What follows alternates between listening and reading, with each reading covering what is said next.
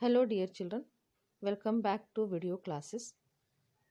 In previous class we came to know about the interesting discovery of yeast made by Louis Pasteur.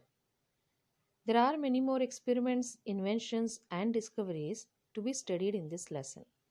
So let's not waste time. Let's continue with the next part of the lesson. After a few years, Pasteur was made Director of Scientific Studies at a famous college in Paris. Say how Pasteur was fortunate to get the position in one of the college. He was appointed as head of the College of Science before in 1854. Now he was very lucky to get appointed and he was getting a bigger position. Now he got even bigger position. What he got, children? He was made Director of Scientific Studies in famous college of Paris. Of course, the capital city of France. It was for scientific studies and he was the director. Understood?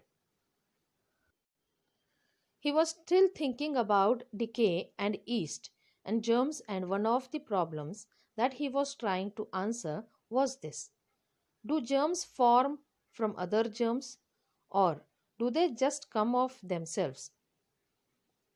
There were a lot of things he wanted to understand, and there were some amazing things he was not able to crack, children. One of those was, how do these germs come into existence? Germs means, of course, bacteria only. How do they come? Do they come from other bacteria? Or do they come from other bacteria through reproduction? Or do they just come to life on their own? We know that there are parent bacteria from which new bacteria come into existence. But in those days, that scientific thing was like a puzzle that many people were not sure about it. But in case of Pasteur, he was not like others to believe that germs just came into existence. No, he thought that germs are brought into existence by other germs, and he wanted to prove it by experiment. People like Pasteur believed that germs were carried in the air and might infect other things that came in contact with them. Others believed in what they called spontaneous generation. That is, they believed that germs had no parents but just occurred by themselves. As I told you, children, in case of Pasteur, he was not like others to believe that germs came into existence. They are brought into existence by other germs. He believed it. And he wanted to prove it by the experiment. So Pasteur's idea or understanding how bacteria came into existence was something that is accepted even now, right? Bacteria come from other bacteria. They just don't appear in the thin air by themselves. Now, those other scientists who denied this theory, who believed that germs had no parent germs, they came into existence by themselves, they were proven wrong by Louis Pasteur, children. And their theory was known as spontaneous generation theory. Understood? So, what did he prove wrong, children? Louis Pasteur proved wrong that the germs come into existence by themselves. He did not believe that the germs they come into existence by themselves. And their theory was known as spontaneous generation theory. Now, coming to this point, spontaneous generation is nothing but some living thing coming into existence without its parent living thing. If that is true, we can call it as spontaneous generation. Means here you can see here, they believed that spontaneous generation, they believed that the germs had no parents but just occurred by themselves. And for this theory, the other scientists named it as spontaneous generation. But this theory was proven wrong by Louis Pasteur. After conducting some experiments, he proved it wrong, children. And what kind of theories he proved it, we have to see. But this theory has already been debunked It has already been proven wrong, incorrect, and baseless by many scientists. And one of the earliest ones was to do that. Louis Pasteur was himself. So, what did Pasteur do to prove that spontaneous generation theory was wrong? What did he do to prove that germs came from other parents, and how did he convince people? Let's see. Pasteur proved that he was right by a very simple and clever experiment. He put some soup in some bottles and then he boiled it in order to destroy any germs that might already be in the soup. After that, he heated and pulled out the neck of each bottle until it formed a long, narrow neck with a big bend in the middle. The soup remained there for a long time and it never went bad as it would have done if it had been standing in a bowl in the kitchen. Understanding something is one thing, and being able to prove it and being able to convince people is completely different, children. So, while many scientists understood many things, but they were not very sure how to put it into a practical demonstration. But Louis Pasteur, whatever he believed, whatever he understood or discovered, he was able to convince and demonstrate that very effectively. So, what did he do here? Soup was consumed by people in those days in those regions, and it was very famous. So, Pasteur used that soup for his experiments. He took some bottles, and in that bottle he filled some soup, but before he boiled the soup to certain degree so that the germs present in that soup were killed due to the heat. So it's a way of sterilization. He sterilized it, the soup, and he put that sterilized soup into the bottles. So those were glass bottles. He heated those glass bottles and he heated the upper part of the glass bottle. Then after heating the glass became soft. Then afterwards he used that soft part to bend the neck. Means he used that soft part to bend and he formed it like a narrow bend, like a neck, children. He made the bottle in such a way that the air did not directly enter into the bottle.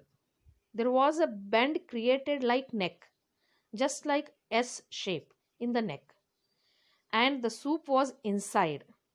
Then the soup, then he left the soup into the bottle for a long time.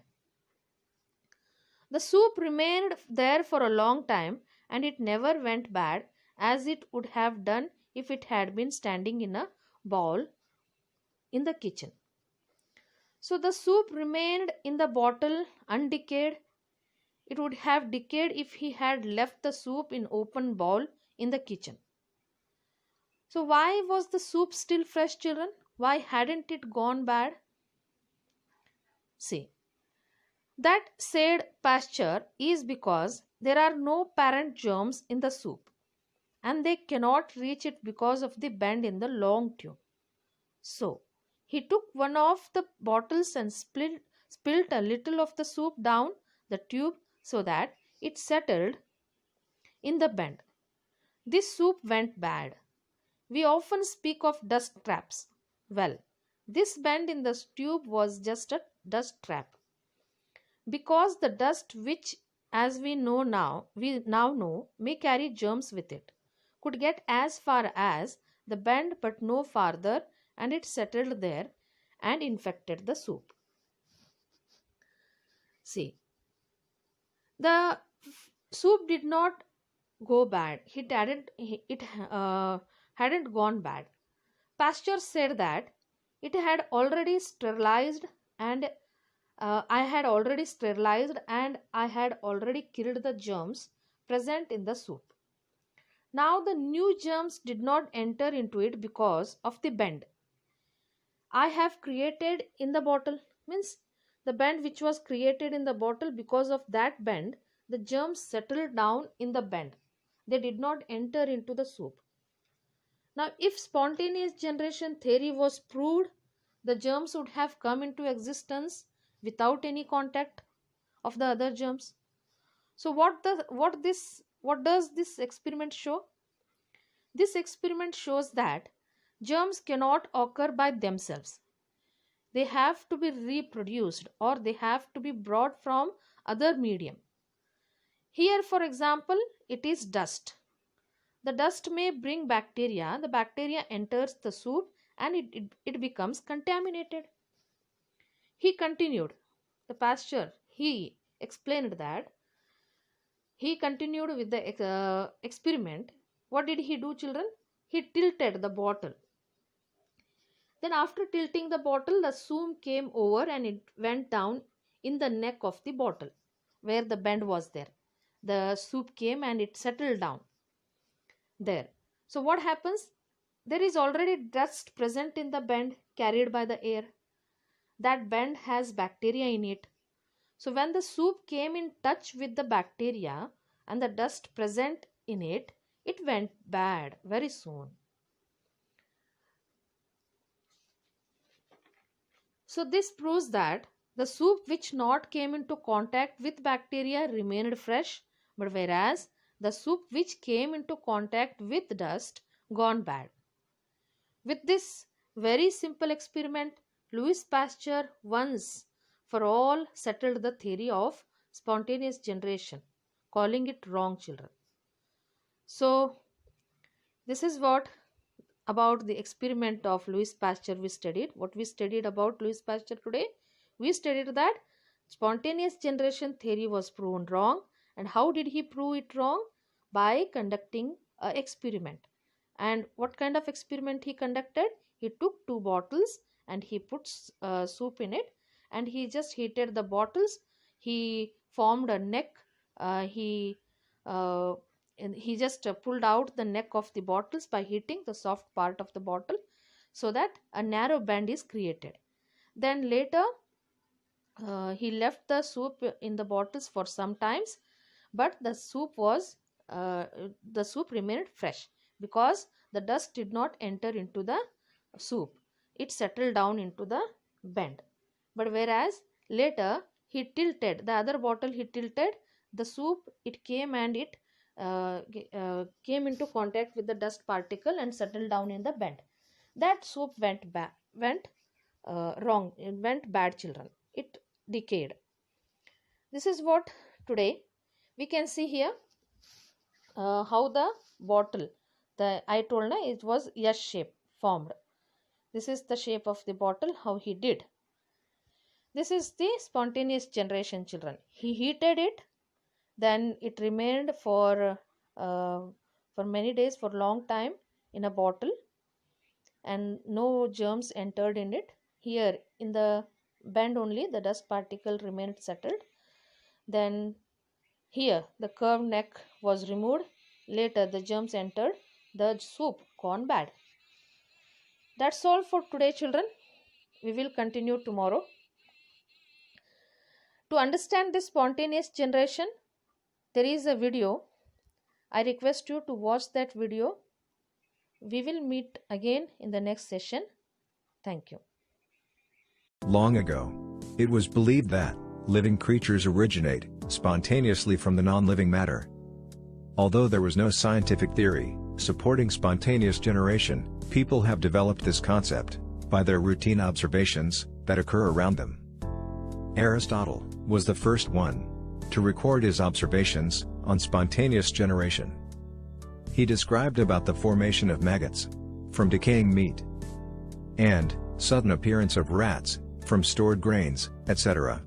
However, his concepts were remained unchallenged for more than 2,000 years. In 1668, Francesco Redi has disproved the theory of spontaneous generation for the first time. His experiment has demonstrated maggots arise from flies, not from the decaying matter. After the discovery of microorganisms by Leeuwenhoek in 1676, the arguments on spontaneous generation has taken a new turn. Many scientists have proposed theories, which revealed microorganisms arise by spontaneous generation, although larger organisms did not. Later, there were many experiments and arguments on spontaneous generation. In 1748, John Needham had observed microorganisms in heated meat broth, which were not present at the beginning of the experiment. He concluded that the bacteria has originated from the meat. At the same time, Lazzaro Spallanzani has further improved Needham's experiment. He boiled the meat broth and completely sealed the flask, and the microorganisms did not grow. He concluded air has carried the germs to the broth. Theodor Schwann passed the air into a flask containing broth through a red-hot tube. The broth in the flask has shown no growth.